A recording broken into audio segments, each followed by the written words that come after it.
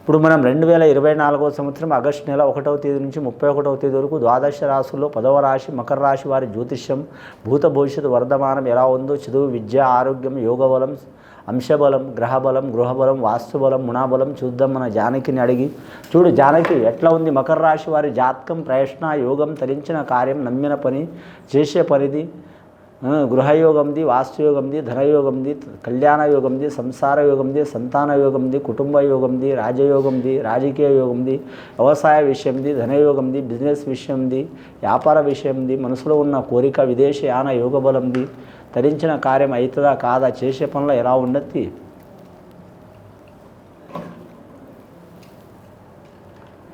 మకర రాశి వారి జాతకంలో చెప్పాలంటే అభయాంజనేయ స్వామి వచ్చినండి వారి పేరు మీద.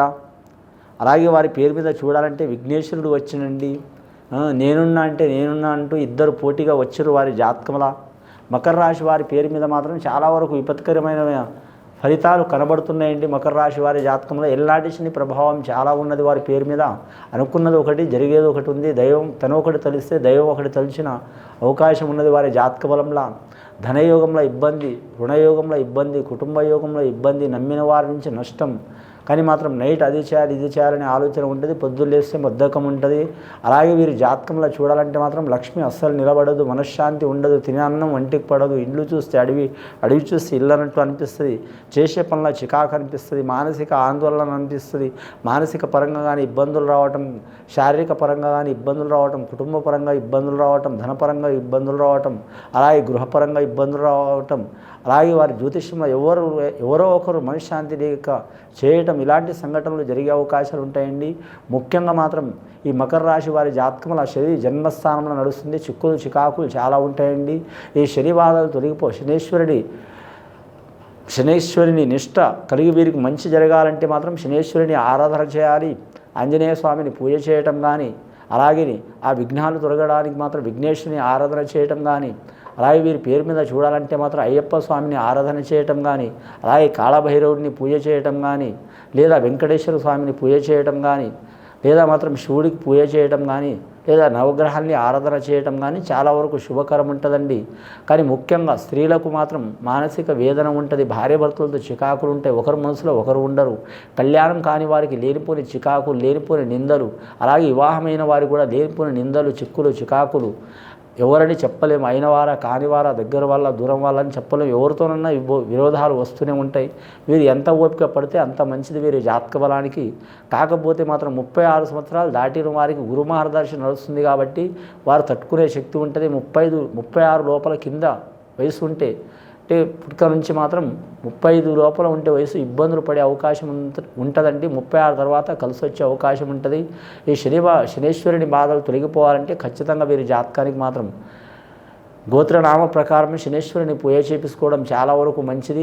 అలాగే వ్యాపారస్తులకు మాత్రం ఆటంకాలు కలుగుతాయి, చాలా జాగ్రత్తగా ఉండాలండి. కొత్తగా వ్యాపారాలు మాత్రం మొదలు పెట్టవద్దు, టైం తీసుకోవడం మంచిది. శుభకార్యాలు చేయాలనుకునే వారు మాత్రం 1కి 4 సార్లు ఆలోచన చేయాలి. తొందరపడి చేయాలనుకుంటే రూపాయి కాడ 10 రూపాయలు ఖర్చు అయ్యే అవకాశం ఉంది.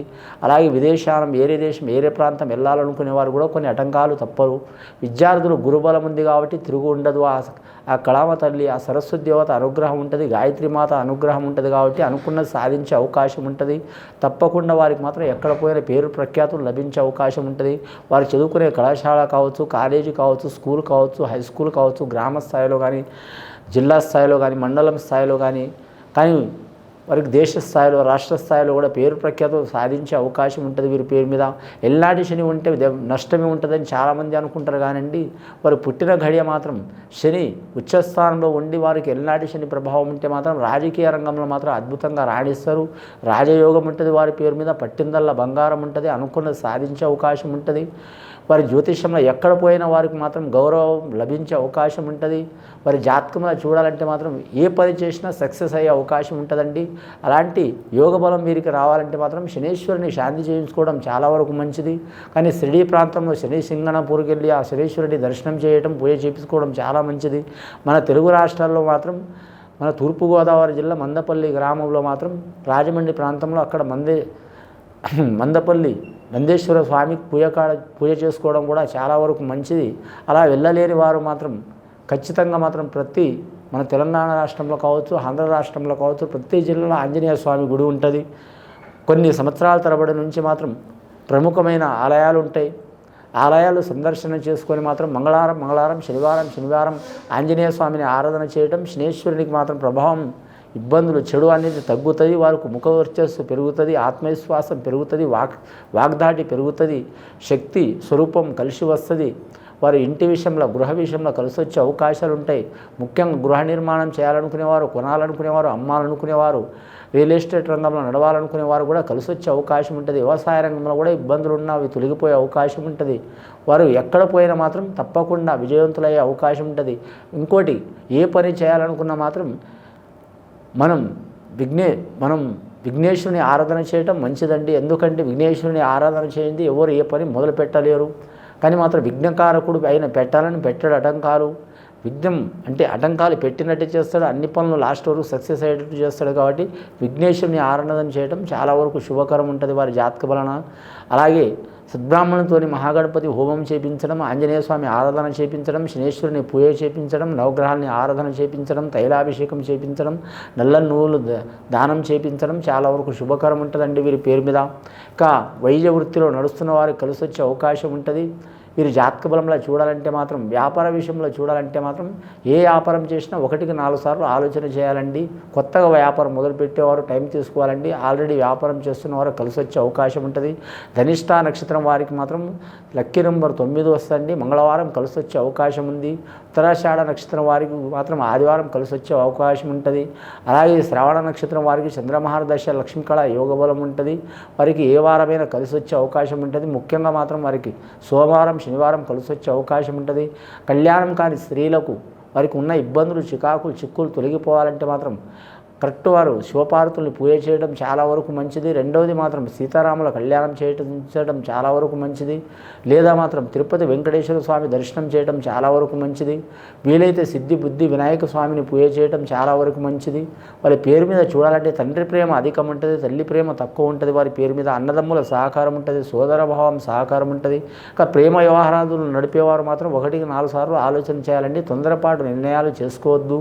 ఆత్మవిశ్వాసం మీద దెబ్బ వచ్చే అవకాశం ఉంటుందండి. ఆత్మవిశ్వాసం తగ్గే అవకాశం ఉంటుంది. వారి పేరు మీద మానసిక ఆందోళన పెరిగే అవకాశాలు ఉంటుంది. మనశ్శాంతి ఉండదు.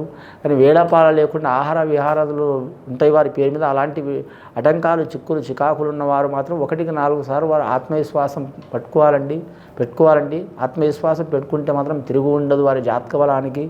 వారి జ్యోతిష్య బలంలో గత కొన్ని సంవత్సరాల నుంచి పడుతున్న శని బాధలు, చికాకులు, నవగ్రహ బాధలు, గ్రహ బాధలు, గృహ బాధలు తొలగిపోవాలంటే ఖచ్చితంగా మాత్రం ఇందాక చెప్పినట్టు శనేశ్వరుని పూజ చేయించడం, ఆంజనేయ స్వామిని పూజ చేయించడం, అలాగే మాత్రం విఘ్నేశ్వరుని ఆరాధన చేయించడం చాలా వరకు మంచిది. ఇది విని చూసి ఆచరించే వారికి గొప్ప ఫలితాలు కలుగుతాయండి. శుభం భూయత్.